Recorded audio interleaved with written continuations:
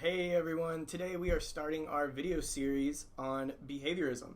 For those of you who don't know, behaviorism is literally the grand encompassing method in which we will use to train your dog to do anything from personal protection to obedience to agility.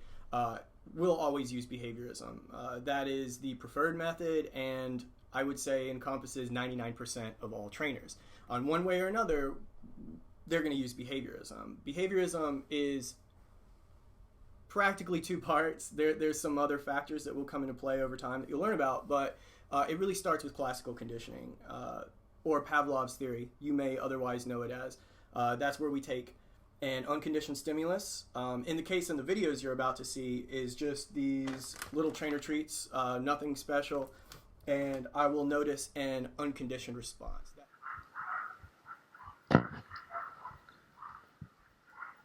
What do we got? What do we got? What's this? What?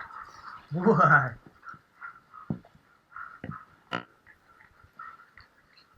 What's this? Okay, so easy enough, right? I let the dogs know that I have food, and that's that unconditioned stimulus. And you can already see the unconditioned response. They are jumping over each other. They are trying to get the food. At this point, I haven't relayed what I need them to do in order to get the food.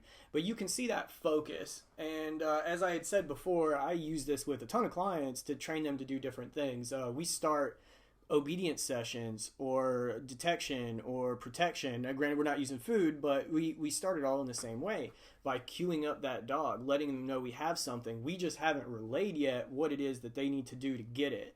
So in the gap between these two videos, all I've done is played the tone that you're about to hear and given the dogs food. I mean, like randomly. It wasn't just this big setup venue, and it wasn't done stringently. Play the tone, they look up, and they got food in their face.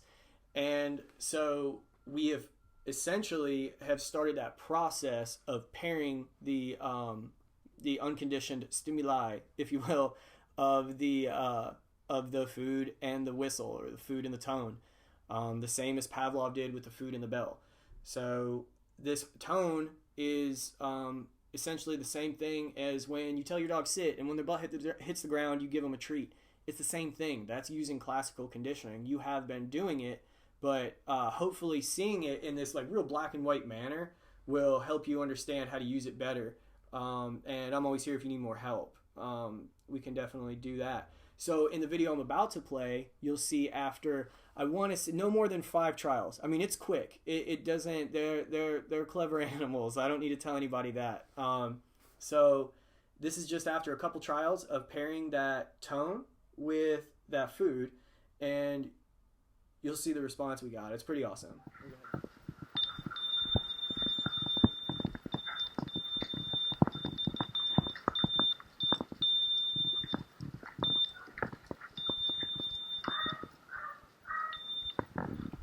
Okay, so super easy. I taught the dogs how to recall quickly.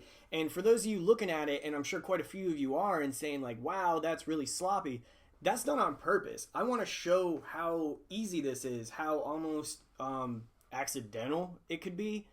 It doesn't take much, guys. It doesn't take much at all. It just takes good timing and knowing the steps. I mean, this is something almost robotic. This is one of the very few things in dog training that can be robotic, where you can just look at it step by step. Now, classical conditioning can go really far. That's obedience. That's a lot of things. And it can move into behavior modification, as a lot of my clients know. We do use classical conditioning. I definitely recommend some more reading on this because it is a integral and super crucial part of behaviorism. Next, we're going to move into operant conditioning with my man B.F. Skinner and sort out the rest of learning. Now, really similar. It is extremely similar, but it really takes the cake as far as explaining learning. I mean, it is the biggest part of behaviorism. So a lot of you are already familiar with portions. Some of you may only be using a few portions of it. I'm going to explain all of them and show you how it can be beneficial in training. I hope this helped out. Check out the next videos that we're going to throw out. And thanks for watching, guys.